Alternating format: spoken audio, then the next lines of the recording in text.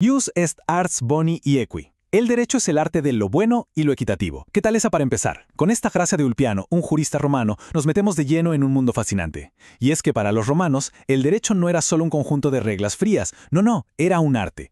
Un ideal para ordenar la sociedad con un sentido de justicia. Y bueno, prepárense porque lo que vamos a explorar hoy es un viaje increíble. Una verdadera odisea de más de 1300 años. Vamos a ver cómo el derecho romano pasó de ser, literalmente, las costumbres no escritas de una pequeña ciudad a convertirse en el código legal que, sin exagerar, moldeó casi toda la historia de Occidente. Es la historia de cómo la costumbre se hizo código. Y ojo, la escala de tiempo es simplemente monumental. Piensen en esto por un segundo. En todo ese tiempo Roma vio nacer y caer reyes, vio el apogeo y la crisis de una república gigantesca, y finalmente, la consolidación de un imperio que dominó el mundo conocido. Y claro, el derecho no se quedó quieto, fue cambiando, adaptándose y evolucionando con cada uno de esos giros de la historia. Miren, esta línea de tiempo nos va a servir de mapa. Aquí están las eras clave. Pero atención, esto es súper importante. No son solo cambios de gobierno, de monarquía a república y así, no. Cada una de estas etapas representa un cambio radical en algo fundamental. ¿Quién hacía la ley y cómo se aplicaba? Vamos a ver cómo la fuente del poder para crear derecho pasa de un rey a las asambleas del pueblo y al final a la voluntad de un solo hombre, el emperador. Ok, entonces, ¿cómo vamos a hacer este recorrido? Lo dividimos en 4 grandes actos. Primero, nos vamos al origen, a un mundo de costumbres y dioses. Luego, veremos nacer la ley escrita, como un acuerdo público. Después, cómo todo el poder se concentra en el emperador. Y para cerrar con broche de oro, el legado, el código eterno. Como ven, es un viaje directo de la costumbre al código. Bien, empecemos por el principio de todo. Antes de que hubiera libros de leyes, jueces, abogados, ¿qué era la ley para los primeros romanos? Pues la respuesta se sostiene sobre 2 pilares que eran, en ese entonces, inseparables. Por un lado, lo que querían los dioses, y por el otro, lo que siempre habían hecho los abuelos, la tradición. Y aquí tenemos que entender 2 conceptos clave que regían absolutamente todo. El primero es el fas. Pensemos en el fas como la ley divina, lo que estaba permitido por los dioses. Ir en contra del fas era, un sacrilegio, lo peor que se podía hacer. Y junto al fas estaba el mos, o para ser más exactos, los mores maiorum, que son las costumbres de los antepasados. Esta era la guía del día a día, el cómo se hacen las cosas en Roma, y se pasaba de padres a hijos.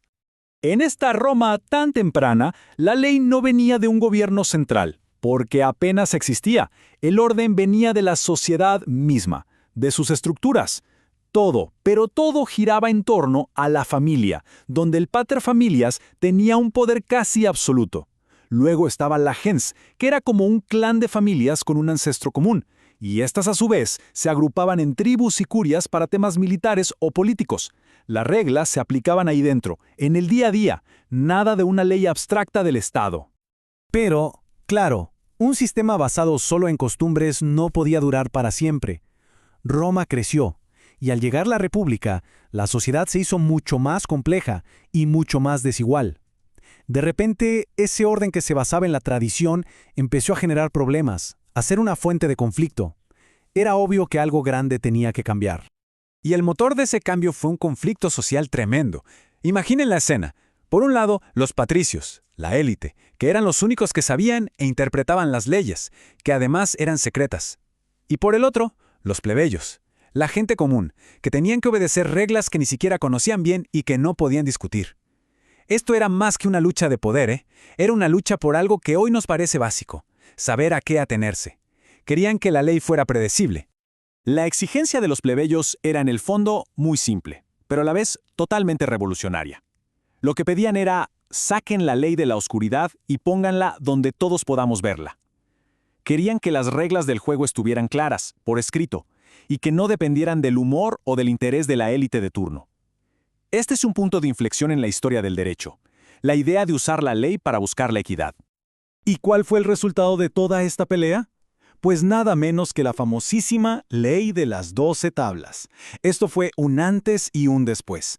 Por primera vez, las normas sobre la vida, la propiedad, la familia, todo, se grabó en tablas de bronce y se puso en el foro a la vista de todo el mundo.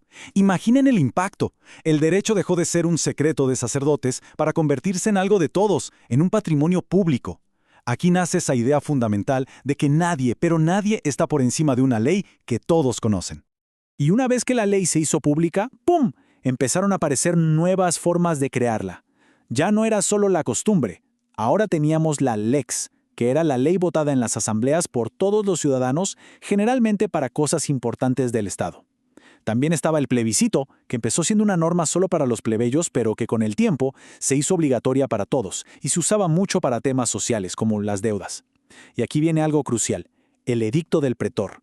Este era un derecho mucho más ágil, más práctico, el llamado jus honorarium, que servía para adaptar la ley a los nuevos problemas que surgían en una Roma que no paraba de crecer. Bueno, damos un salto en el tiempo. La República, con sus asambleas y conflictos, llega a su fin. Cae y de sus cenizas emerge el imperio. Y como es de esperar, este cambio político brutal trae consigo una transformación igual de drástica en el derecho. Todo el poder de crear leyes que antes estaba repartido, ahora empieza a concentrarse en una sola persona, el emperador. Con la llegada del emperador, las asambleas del pueblo y el Senado, que antes eran tan importantes, van perdiendo su capacidad de hacer leyes. ¿Y qué ocupa su lugar? Pues la nueva fuente principal del derecho, las constituciones imperiales. La cosa era simple, lo que el emperador decidía se convertía en ley, así de directo. Esa famosa frase, lo que le place al príncipe tiene fuerza de ley, dejó de ser una idea y se convirtió en la pura realidad. Y este poder del emperador no era de una sola forma, se manifestaba de varias maneras. Teníamos los edictos, que eran como leyes generales para todo el imperio, los mandatos, que eran instrucciones para sus funcionarios, los rescriptos, que eran respuestas que daba el emperador a consultas legales de la gente, y los decretos, que eran básicamente sus decisiones como juez suprema. Fíjense, el emperador no solo creaba la ley, también la interpretaba y la ejecutaba. Era para fines prácticos la ley hecha persona. Y con esto llegamos a nuestro acto final. Pensemos en el panorama. Después de siglos y siglos de leyes de la República, de edictos de los pretores, de opiniones de juristas brillantes y, sobre todo, de miles y miles de constituciones de los emperadores, el sistema legal romano era un caos, un verdadero laberinto. Era inmenso, confuso y lleno de contradicciones. El riesgo era real.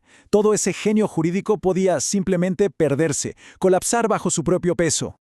Entonces, ¿cómo se puede organizar 1000 años de leyes, edictos y opiniones legales que chocan entre sí? Esa fue la pregunta gigantesca que enfrentó el emperador Justiniano allá por el siglo VI. Y su objetivo no era solo hacer una limpieza de papeles viejos. No. La misión era mucho más grande. Era destigar la pura esencia del derecho romano, rescatarlo del olvido y darle por fin una forma ordenada, coherente y que pudiera durar para siempre. Y la respuesta a ese desafío fue, sin duda, una de las mayores hazañas intelectuales de la historia, el Corpus Juris Civilis. Una solución simplemente brillante, organizada en 4 partes. Vamos a verlas. Primero, el Códex, que juntó y puso en orden todas las leyes de los emperadores. Segundo, el Digesta, que es la joya de la corona, una enciclopedia con lo mejor del pensamiento de los grandes juristas de la historia romana. Tercero, las instituciones, que era como un libro de texto, un manual perfecto para enseñar derecho. Y por último, las Novelia, que eran las nuevas leyes que iba creando el propio Justiniano. En el año 565 después de Cristo, con la muerte de Justiniano, se cierra este ciclo inmenso de 1300 años. El viaje del derecho romano había llegado a su destino. Había pasado de ser la costumbre hablada en una pequeña aldea a convertirse en un código monumental, ordenado y unificado para todo un imperio. Y aquí está la clave de por qué todo esto es tan importante. Sin esta obra, sin el Corpus Juris Civilis, es muy probable que todo el pensamiento jurídico de la antigüedad, que era súper sofisticado, simplemente se hubiera perdido en la historia. Pero no fue así. Al contrario, se convirtió en la base, en los cimientos de la mayoría de los sistemas legales modernos, especialmente en Europa y aquí en América Latina. Los códigos que nos rigen hoy beben directamente de esa fuente.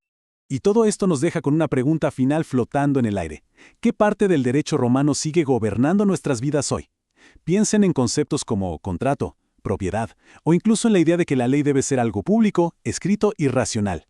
El eco de Roma todavía resuena, y muy fuerte en nuestros tribunales y parlamentos. Así que la próxima vez que pensemos en la ley, vale la pena recordar que sus raíces son muy profundas y casi siempre nos llevan de vuelta a Roma.